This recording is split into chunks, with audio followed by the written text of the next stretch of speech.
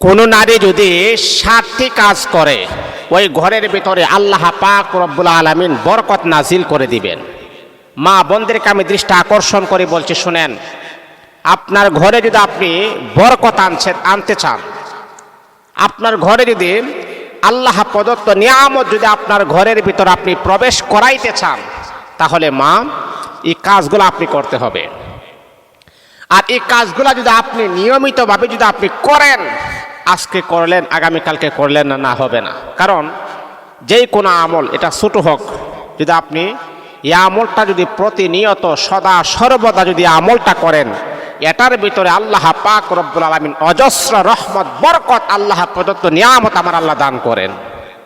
যদি আমলটা ছোট, কিন্তু এটা সর্বদা আপনি করেন।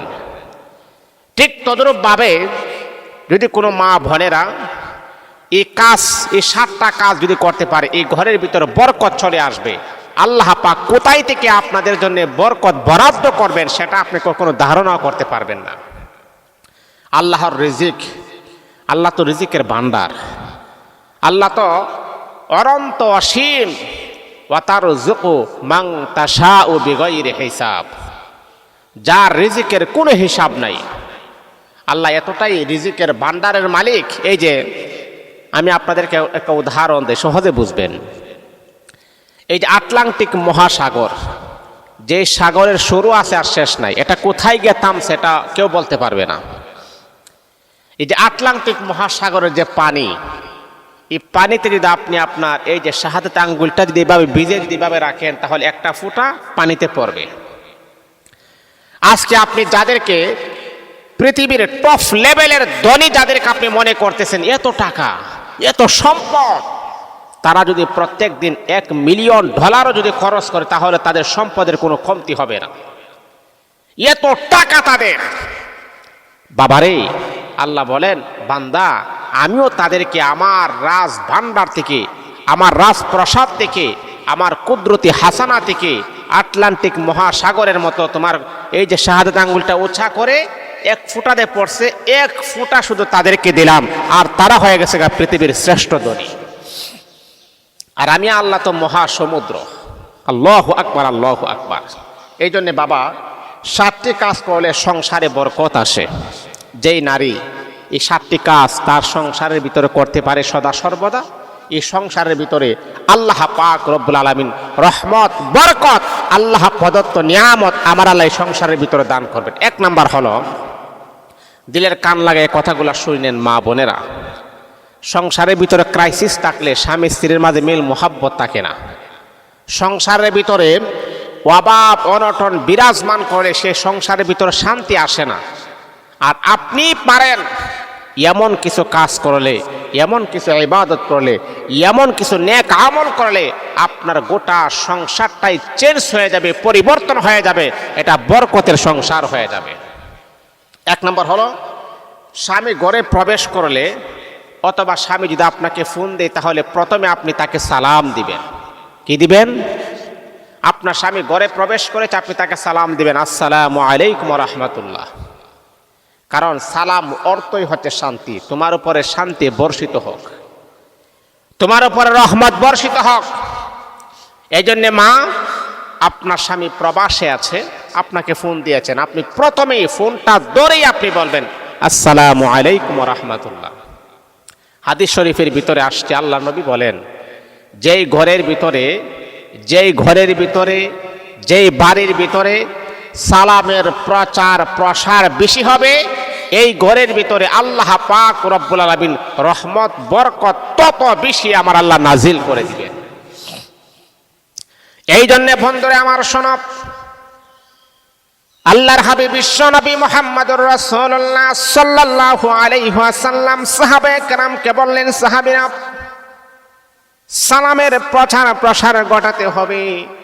যেই সমাজের ভিতরে সালামের প্রচার প্রসার যত বেশি হবে, সেই সমাজের ভিতরে শান্তি বেশি হবে।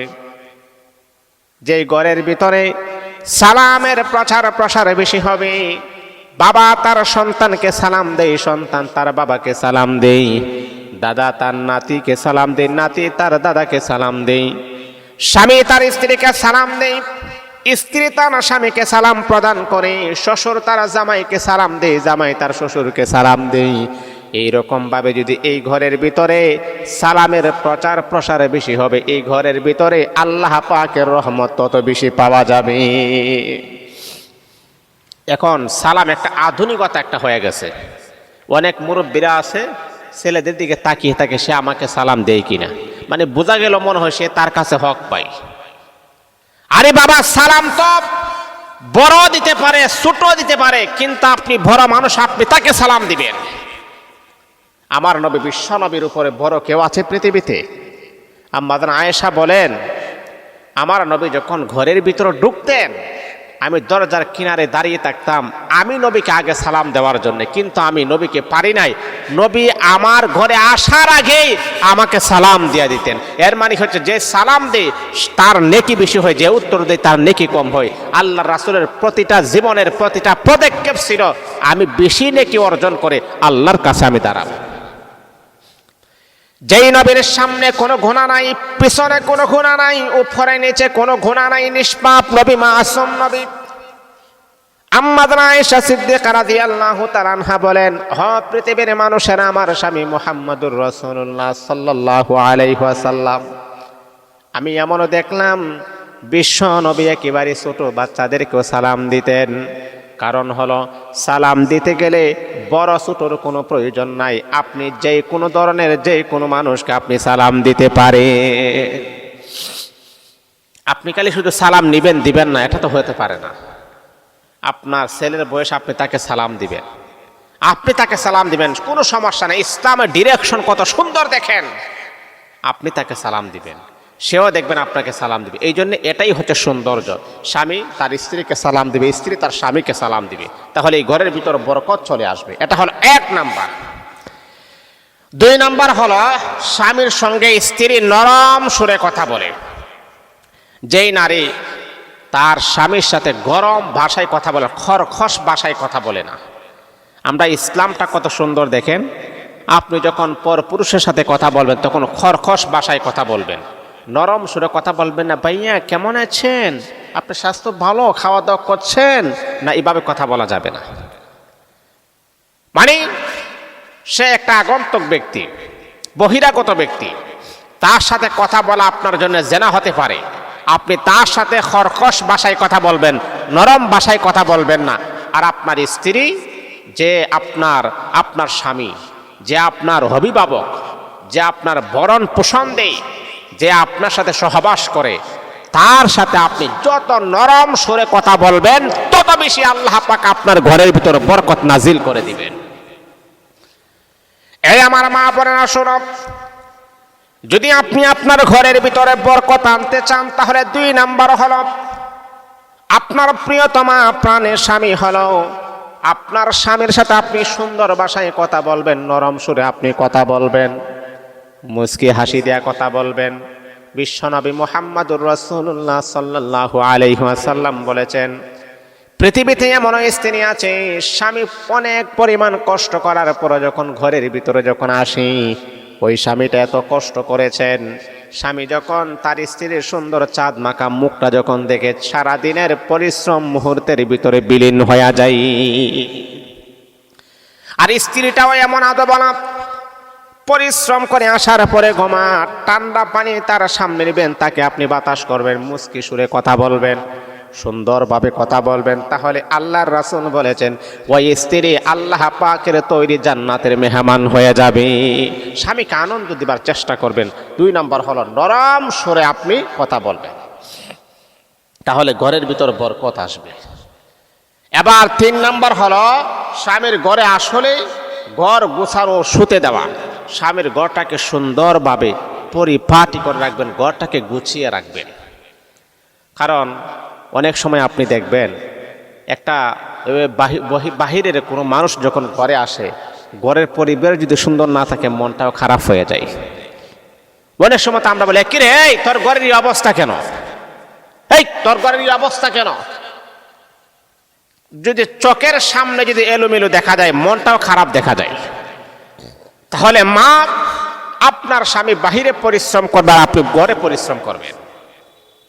আপনার স্বামীর সংসারটাকে সুন্দরভাবে গুছিয়ে রাখবেন। স্বামীর বাচ্চা কাচ্চা আছে, তাদেরকে ভরণ পোষণ দিবেন, তাদেরকে ভালোবাসবেন, তাদেরকে মোহাব্বত করবেন। গোসল করায়া পরিপাটি করে আপনি ঘরের ভিতর রাখবেন। ঘরের এলোমেলো যে জিনিসগুলো আছে সেইগুলোকে সুন্দরভাবে আপনি যথাস্থানে রেখে দিবেন। স্বামী যখন ঘরের অবস্থাটা দেখবে ভালো, দেখবেন তার মনটাও ভালো হয়ে যাবে। তাহলে 3 নাম্বার হলো, যদি মা আপনি আপনার ঘরের ভিতরে বরকত আনতে চান, 7টি কাজ করলে সংসারে বরকত আসে। এর ভিতরে 3 নাম্বার হলো, যেই নারী স্বামীর সংসারটা এলোমেলো সংসারটা ভাইল করে, সুন্দর করে, ঘরটাকে গুছিয়ে রাখে, ঘরটাকে সুন্দরভাবে রাখে, আল্লাহর রাসূল বলেছেন ওই ঘরের ভিতরে অবশ্যই দ্রুত আমার আল্লাহ বরকত নাজিল করে দিবেন। তাহলে এটা হলো 3 নাম্বার। এবার আমরা 4 নাম্বার আসি। 4 নাম্বার হলো, যেগুলো স্বামী পছন্দ করে না সেগুলো কখনো করবেন না। স্বামী যে জিনিসগুলো পছন্দ করে না, স্বামী যে জিনিসটা পছন্দ করে না, স্বামীর পছন্দের বাহিরে কোনো কাজ করা যাবে না। মনে করেন আপনার স্বামী আপনাকে বললেন যে শোনো, তোমার ঘরের ভিতরে বাজার সদাই সব কিছু আমি দিলাম। একজন সাহাবী, আল্লাহর হাবিবের যুগে একজন সাহাবী ছিলেন, তার স্ত্রীকে বাজার সদাই সব কিছুর ব্যবস্থা করেছেন, সব কিছু দিলেন। বললেন এই ঘর থেকে কিন্তু বের হওয়া যাবে না, তোমার যা প্রয়োজন, তোমার যা লাগবে, তোমার খাবার দাবার বাজার সদাই তোমার যা কিছু লাগবে আমি সব কিছু আমি তোমাকে দিলাম, তুমি ঘর থেকে বের হতে পারবা না। ঠিক আছে? আচ্ছা ঠিক আছে। বিশ্বনবীর ওই প্রিয় সাহাবী জিহাদের ময়দানে এমনকি সফরে চলে গেল। ওই সময় মোবাইল ফোনের কোনো যোগাযোগ নাই, ওই সময় সোশ্যাল মিডিয়ার কোনো যোগাযোগ নাই, ওই সময় মোবাইল ফোনের কোনো কারবারও নাই। কিন্তু আজকে এতটাই স্মার্ট যুগ হয়েছে, সেকেন্ডের ভিতরে আমেরিকার খবর নেওয়া যায়, সেকেন্ডের ভিতরে লন্ডনের খবর নেওয়া যায়, সেকেন্ডের ভিতরে জাপানের খবর নেওয়া যায়, সেকেন্ডের ভিতরে পাকিস্তানের খবর নেওয়া যায়, সেকেন্ডের ভিতরে শ্রীলঙ্কার খবর নেওয়া যায়, সেকেন্ডের ভিতরে পর্তুগালের খবর নেওয়া যায়। পৃথিবীর এক প্রান্ত থেকে নিয়ে আরেক প্রান্ত, আপনার যদি কোনো আত্মীয় স্বজন থাকে তাহলে আপনি সেকেন্ডের ভিতরে তার খোঁজ খবর এখন বর্তমান আপনি নিতে পারবেন। বিশ্বনবী মুহাম্মদুর রাসূলুল্লাহ সাল্লাল্লাহু আলাইহি ওয়াসাল্লামের জামানায় এমনটাই ছিল না। ওই সাহাবী তার স্ত্রীকে বললেন, হো আমার প্রাণের স্ত্রী, ঘরের ভিতরে বাজার সদাই সব কিছু আমি রেডি করে দিয়ে গেলাম, কিন্তু হ্যাঁ মনে রাখতে হবে ঘর থেকে কখনো বের হতে পারবা না। তোমার বাজার সদাই যা কিছু লাগবে আমি সব কিছু রেডি করে দিয়ে গেলাম, ঘর থেকে কিন্তু তুমি কখনো বের হইতে পার। জীবনের বাবা একেবারে অসুস্থ, বলতেছে মা তোমাকে একটা নজর আমি দেখব। কিন্তু মেয়েটা চিন্তা করলো, হারে আমার স্বামী তো নিষেধ করেছেন, আমি কিভাবে যাই। ওই নারীটা বিশ্বনবী মুহাম্মদুর রাসূলুল্লাহ সাল্লাল্লাহু আলাইহি ওয়াসাল্লামের দরবারে বার্তাবাহক পাঠায়া দিলেন। বার্তাবাহককে বলে দিলেন, তুমি কি আমার পক্ষ থেকে আল্লাহর হাবিবের কাছে গিয়া বলবা আমার স্বামী যখন জিহাদের ময়দানে যাবে, যাওয়ার আগ মুহূর্তে আমাকে বলে দিয়েছিলেন, ও আমার প্রাণের স্ত্রী, তোমাকে বাজার সদাই সব কিছু আমি করে দিয়েছি, কিন্তু আমার অনুমতি ছাড়া কখনো ঘর থেকে বের হইতে পারবা না। এখন যে আমার বাবা অসুস্থ, আল্লাহর হাবিবের কাছে গিয়ে বলেন, ইয়া রাসূলুল্লাহ, ইয়া হাবিবাল্লাহ, গো আল্লাহর নবী, ওই স্বামী তো নিষেধ করেছেন, এখন তো তার বাবা অসুস্থ, এখন কি ওই নারীটা কি বাবাকে দেখার জন্য যাইতে পারবেনি? বার্তাবাহক রাসূলকে বললেন, ইয়া রাসূলুল্লাহ, আমি একজন নারীর পক্ষ থেকে আসছি আপনার কাছে। আচ্ছা বলো। হুজুর, আপনারই একজন প্রিয় সাহাবী জিহাদ করতেছেন, জিহাদের মাঠে চলে গেছে, যাওয়ার আগ মুহূর্তে তার স্ত্রীকে ভরণ পোষণ যা কিছু লাগে সব কিছু ঘরের ভিতরে দিয়ে গেছে। ওনাকে বললেন ঘর থেকে বের হওয়া যাবে না, বের হইতে হলে আমার অনুমতি লাগবে। হুজুর এখন তো আর মোবাইল টোবাইল কোনো কিছু নাই, এখন হুজুর তার বাবা অসুস্থ, একেবারে বিছানায় পড়ে আছে, তার বাবা খবর পাঠাইছে তাকে একটা নজর দেখার জন্য, এখন কি পারবে? বিশ্বনবী সাল্লাল্লাহু আলাইহি ওয়াসাল্লাম ওই বার্তাবাহককে বললেন, না না, স্বামী যেহেতু নিষেধ করেছেন, স্বামী যেহেতু তাকে বললেন ঘর থেকে বের হতে পারবা না, আমার অনুমতি লাগবে না, না আমি বিশ্বনবী তাকে অনুমতি দিতে পারবো না। ও বন্ধুরে আমার বার্তাবাহক চলে আসলেন। আসার পরে ওই নারীটাকে বললেন, হ্যাঁ হ্যাঁ আমি তো রাসূলের কাছ থেকে খবর নিয়ে আসছি। আল্লাহর হাবিব বলেছেন, না না যাইতে পারবা না।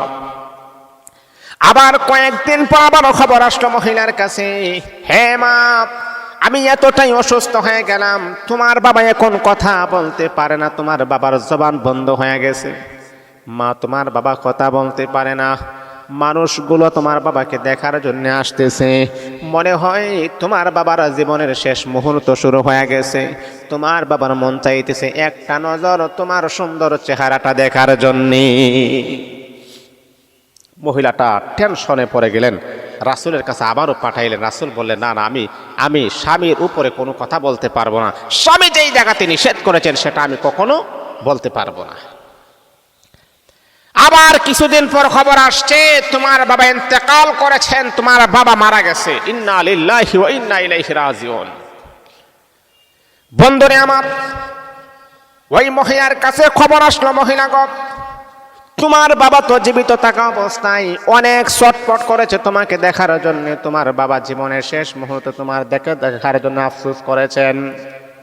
এখন তোমার বাবা দুনিয়ার জমিন থেকে বিদায় হয়ে গেছে, জীবনের শেষ মুহূর্তে তোমার বাবাকে দেখার জন্য তুমি যাও।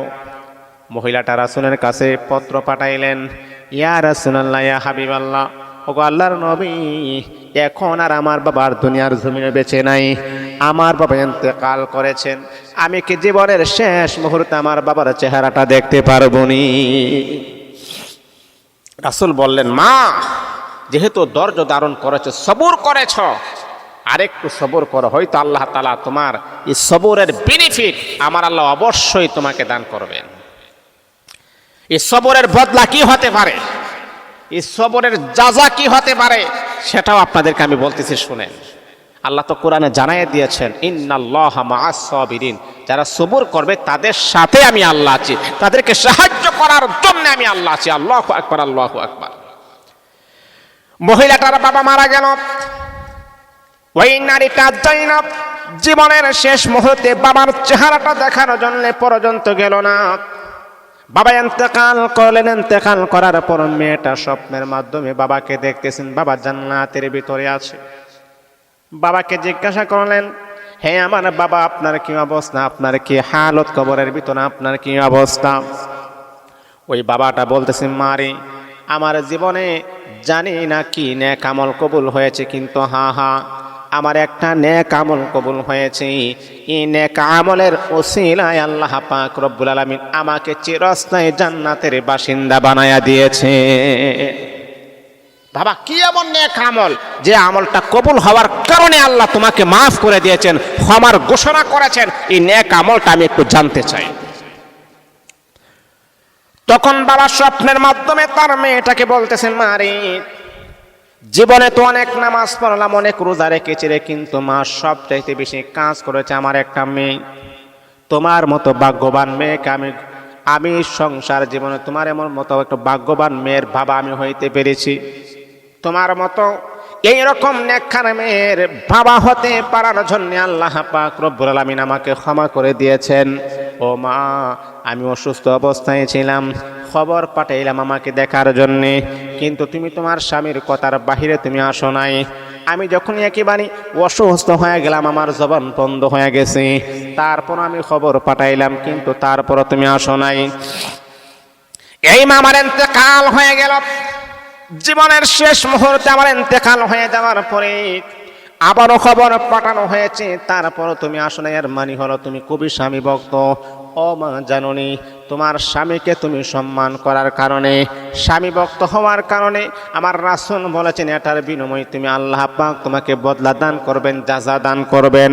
ও মা, তোমার মতো এইরকম স্বামী ভক্ত মেয়ে, এইরকম নেককার মেয়ে থাকার কারণে আল্লাহ পাক রব্বুল আলামিন আমাকে জান্নাতি বলে ঘোষণা দিয়েছে।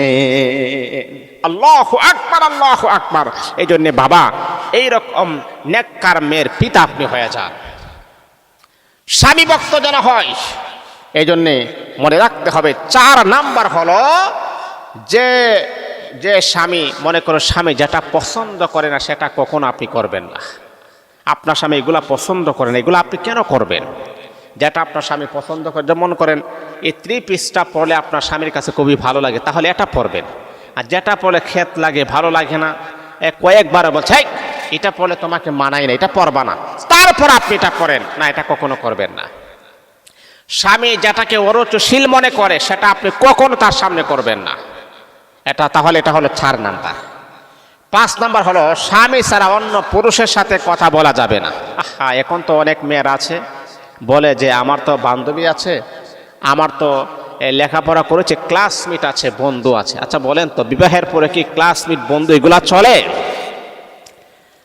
ইয়াং পিপল, ইয়াং জেনারেশন এখন অসুস্থ জেনারেশন হয়ে গেছে। কেমন অসুস্থ জেনারেশন জানেন? কবরের মাঝে গিয়ে তারা এখন ছবি তোলে। একটা বারো কবরের কথা চিন্তা করে না, হারে এখানে তো আমার মৃত্যু হবে, যেখানে আমার মৃত্যু হবে মানুষগুলা কবরের ভিতরে আছে, আর তুমি এখানে মাঝে পিক তোলো, ছবি তোলো। তাহলে বুঝেন কি পরিমাণ অসুস্থ হলে এই কাজগুলো তারা করতে পারে। তাহলে আমার মা বোনেরা শোনো, 5 নাম্বার হলো আমার মা, স্বামী যখন বিবাহ হয়ে গেছে তখন আপনার বন্ধু বান্ধবকে আপনি একেবারে তালাক দিতে হবে। কোনো ছেলে বন্ধু রাখা যাবে না। আপনার বন্ধু হলো একমাত্র শুধুমাত্র কেবলমাত্র আপনার স্বামী। যত ভালোবাসবেন তত বেশি সাব হবে, কিন্তু স্বামীকে ঘরে রেখে কখনো আগের পুরানা ক্লাসমেটের সাথে ঘন্টার পর ঘন্টা কথা বলা যাবে না। এইগুলা করবেন না, তাহলে ঘরের ভিতর বরকত আসবে। মনে করেন স্বামীও ঘরের ভিতরে আছে, আবার আপনি বিভিন্ন রকমের পুরুষের সাথে কথা বলেন। আমার রাসূল এক হাদিসের ভিতরে বলেছেন, যেই ঘরের ভিতরে স্বামী অথবা স্ত্রী পরকিয়া করে এই ঘরের ভিতরে আল্লাহ প্রদত্ত নিয়ামত কখনো প্রবেশ করে না। এই ঘরের ভিতরে লানত, এই ঘরের ভিতরে অভিশাপ, এই ঘরের ভিতরে আল্লাহ পাকের গজব অবধারিত হয়। আপনি আপনার স্বামীর কাছে আছেন, কেন আপনি পর পুরুষের সাথে কথা বলবেন? আপনার জীবনের মহামূল্যবান সময়টা কেন আপনি নষ্ট করবেন? না না, এটা কখনো করা যাবে না। আগে এক সময় আপনি কথা বলতেন, এখন বিবাহ হয়ে গেছে, এখন কথা বাদ দিয়ে দিতে হবে। এটা হলো 5 নাম্বার। 6 নাম্বার হচ্ছে স্বামীর খেদমত করা ও দুজনের বসে গল্প করা। স্বামীর খেদমত করবেন, একে অপরের সাথে কথা বলবেন, হাসি মুখে কথা বলবেন, দুজনে গল্প করবেন।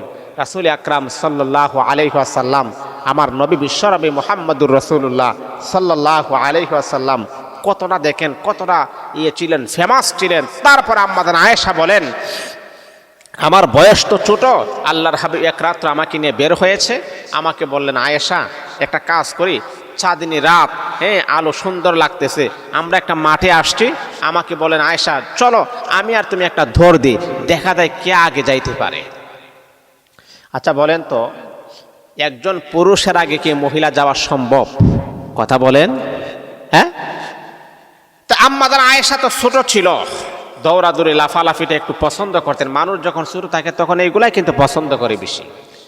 আম্মাজান আয়েশা রাসূল আকরাম সাল্লাল্লাহু আলাইহি ওয়াসাল্লাম দৌড়ের স্পিডটা কমিয়ে দিয়েছেন, আর আয়েশা আল্লাহর হাবিবের আগে চলে গেছেন। আয়েশা তো লাফানি শুরু করছে, হুজুর আপনি ফেল করে ফেলছেন, হুজুর আপনি ফেল করে ফেলছেন। মানে নবী তার মনে আনন্দ সঞ্চার করার জন্যে, নবী তার মনে আনন্দ দেওয়ার জন্য আল্লাহর হাবিব ইচ্ছাকৃতভাবে আল্লাহর হাবিব একটু দৌড়ের স্পিডটা কমিয়ে ফেলছেন।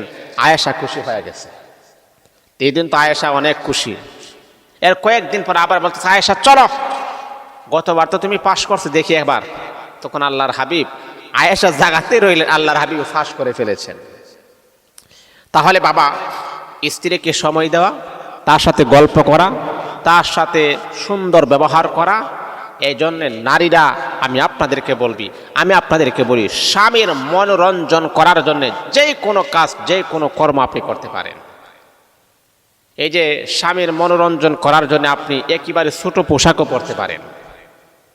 স্বামীর ভালোবাসা পাওয়ার জন্যে যত সুন্দর ব্যবহার করা যায় তত সুন্দরভাবে আপনি সাজগোজ করতে পারেন, এতে কোনো সমস্যা নাই। কিন্তু আমরা ব্যতিক্রম। আমরা কি করি, ঘর থেকে যখন বের হই তখন আমাদের সাজের মাদ্দা বের হয়ে যায়, এত পরিমাণ সাজগোজ করি, 1 ঘন্টা লাগে সাজগোজ করি। কিন্তু স্বামীর সাথে যখন আপনি সহবাস করেন তখন আপনার এই সাজগোজ কোথায় থাকে? এই মা, আপনার আপনার চেহারার সৌন্দর্য দেখার একমাত্র মালিক হলেন আপনার স্বামী। স্বামীকে না দেখিয়ে যখন আপনি ঘর থেকে বের হবেন তখন আপনার সৌন্দর্যটাকে এত সুন্দর করে ফোকাস কেন করেন? কেন আপনার চেহারার সৌন্দর্য কি ভ্যান গাড়িওয়ালাকে দেখাবেন, রিক্সাওয়ালাকে দেখাবেন, সেনজিওয়ালাকে দেখাবেন? না না, আপনার চেহারার সৌন্দর্য দেখার একমাত্র মালিক হচ্ছেন আপনার স্বামী।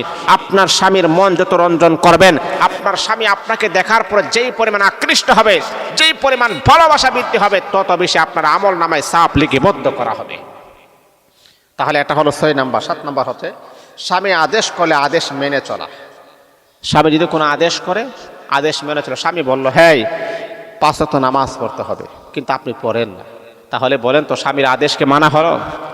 স্বামী আপনাকে বললেন এই কাজটা করা যাবে না, কিন্তু আপনি এই কাজটাই বারবার করেন, এটা কি কোনো কথা হলো? স্বামী আপনাকে বললেন এই দিকে যাবে না, এই দিকে আপনি গেলেন, তাহলে কি স্বামীর আদেশ মানা হলো? যেই নারী স্বামীর আদেশ মানে না, স্বামীর কথা শুনে না, স্বামীর কথাকে প্রাধান্য দেয় না, পাইরুটি দেয় না, মনে রাখতে হবে ওই ঘরের ভিতরে কখনো শান্তিও নাজিল হবে না।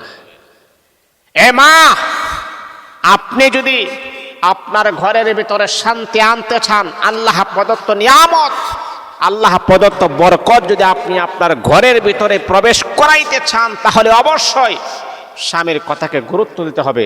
কেমন গুরুত্ব দিতে হবে আপনি জানেন?